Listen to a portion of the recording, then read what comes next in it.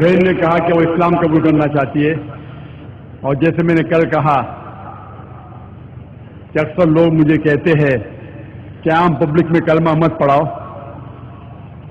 یہ میری خواہش نہیں ہے.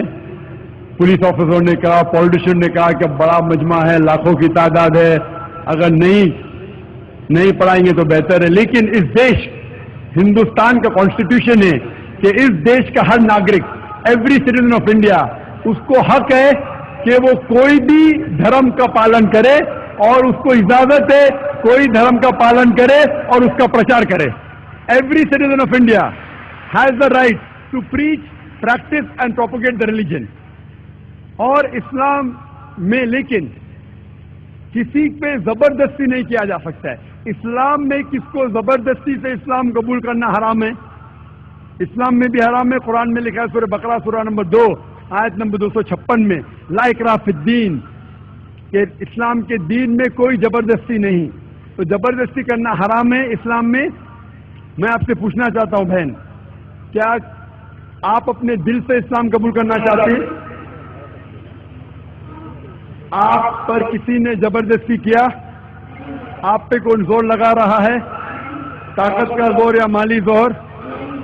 آپ مانتے ہیں کہ ایک اللہ ہے، ایک خدا ہے؟ آپ مانتے اس کے علاوہ کوئی معبود نہیں؟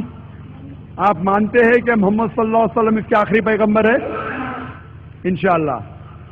یہ دیش میں ممانعت نہیں ہے، اسلام میں ممانعت نہیں ہے، تو میں کیسے روک سکتا ہوں آپ کو اسلام قبول کرنے سے؟ انشاءاللہ میں آپ کو عربی میں کلمہ پڑھاؤں گا، اس کے بعد ترجمہ آپ سے دہرائیے. اشہد اللہ الہ الا اللہ واشہد ان محمدن عبدہ ورسولہ. میں گواہی دیتی ہوں کہ اللہ کے علاوہ کوئی معبود نہیں، اور محمد صلی اللہ علیہ وسلم اس کے بندے اور پیغمبر ہے. ماشاءاللہ آپ مسلمان ہو چکے.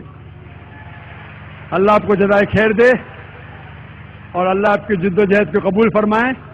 اور میں دعا کرتا ہوں کہ آپ کو اس دنیا اور آخرت میں اس کا اجر دے. اور میں سارے لوگ، جیسے کل کہا میں نے کہ ہم مسلمانوں کا فرض ہے کہ اگر کوئی غیر مسلم اسلام قبول کرتا ہے، ہمیں اس کا ساتھ دینا چاہیے، اس کے جو بھی مشکلات ہیں اسے دور کرنا چاہیے.